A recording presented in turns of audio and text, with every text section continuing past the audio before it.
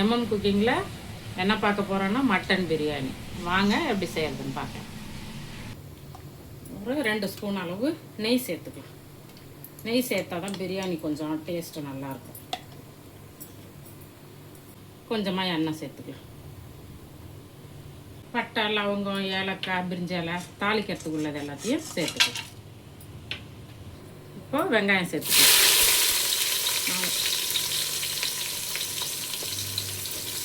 நான் ஒரு 1 கிலோ அளவு செய்கிறேன், அதனால் ஒரு 200 வெங்காயம் போல் சேர்த்துக்கிறேன்.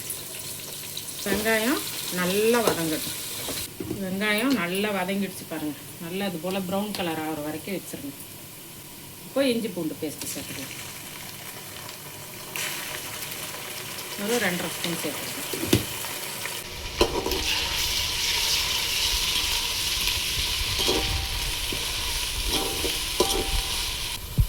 இப்போ தக்காளி சேர்த்துக்கலாம்.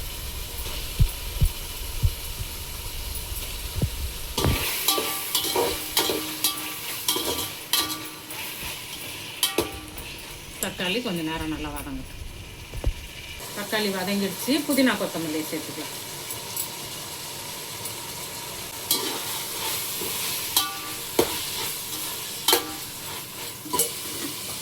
நம்ம வேக வச்ச மட்டனை இது கூட நம்ம சேர்த்துக்கலாம்.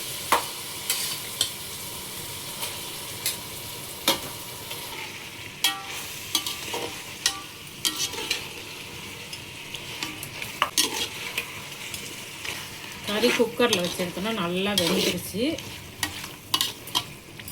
இப்போ அதுக்கு மசாலா சேர்த்துக்கலாம். கொஞ்சமாக மஞ்சள் தூள் சேர்த்துக்கணும்.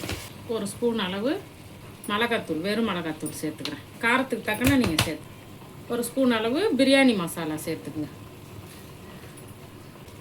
எல்லாத்தையும் சேர்த்து நம்ம ஒரு வதக்கலாம்.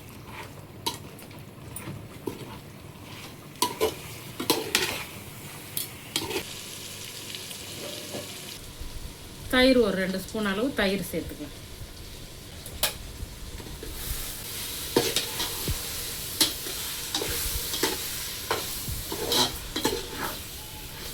உப்பு சேர்த்துக்கலாம்.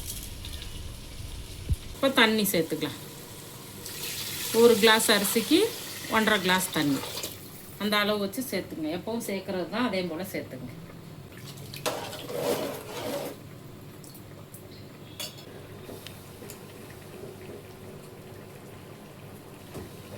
தண்ணி நல்லா கொதிச்சிடுச்சு. நம்ம இப்போ அரிசியை சேர்த்துக்கலாம். பாசுமதி அரிசியை எப்பயுமே ஒரு 1/2 மணி நேரம் சேர்க்கறதுக்கு முன்னே நீங்கள் ஊற வச்சுருங்க. அரிசி போட்டாச்சு. ஒரு எலுமிச்சம்பழம் புளிஞ்சு வச்சுருக்கேன், அதையும் இது கூட நம்ம சேர்த்துக்கலாம். சேர்த்து கலந்து விட்டு ஒரு மூடி போட்டுடலாம்.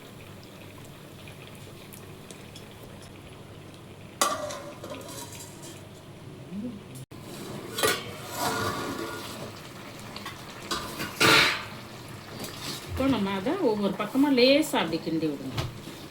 சாதம் உடஞ்சிடாமல் அப்படி லேசாக கிண்டி. இன்னும் ஒரு 5 நிமிஷம் இதை அப்படியே வேகட்டும். தண்ணி இருக்கிறதுனால ஒரு 5 நிமிஷம் வேகட்டும். அப்புறமா நம்ம தம்மு போட்டுக்கலாம்.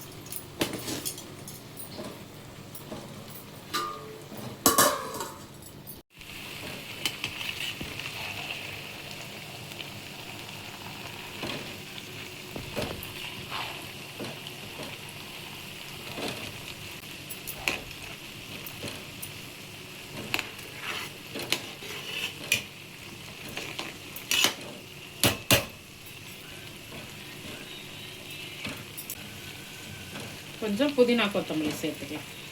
சேர்த்துட்டு இதை அப்படியே மூடி போட்டுடலாம். ஸ்டவ்வை சிம்மில் வச்சுட்டு இந்த மாதிரி ஒரு வெயிட் வச்சுருங்க. இல்லை ஒரு பாத்திரத்தில் தண்ணி பிடிச்சி கூட வெயிட்டாக வச்சுருங்க இது மேலே. ஆனால் வெயிட் வைக்கணும். நம்ம தம்மில் போட்டோம் பிரியாணி பாருங்க.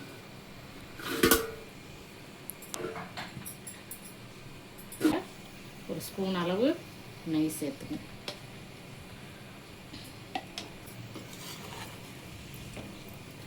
பிரியாணி பாருங்கள், அருமையாக ரெடி ஆகிடுச்சு. சூப்பராக உங்களோட பிரியாணி சூப்பராக ரெடி ஆகிடுச்சு. நீங்களும் உங்கள் வீட்டில் செஞ்சு சாப்பிட்டு பார்த்துட்டு எப்படி இருக்குங்கிறத கமெண்ட்டில் சொல்லுங்கள். லைக் பண்ணுங்கள். வீடியோ பிடிச்சிருந்தா சேனலை சப்ஸ்கிரைப் பண்ணி சப்போர்ட் பண்ணுங்கள். நன்றி.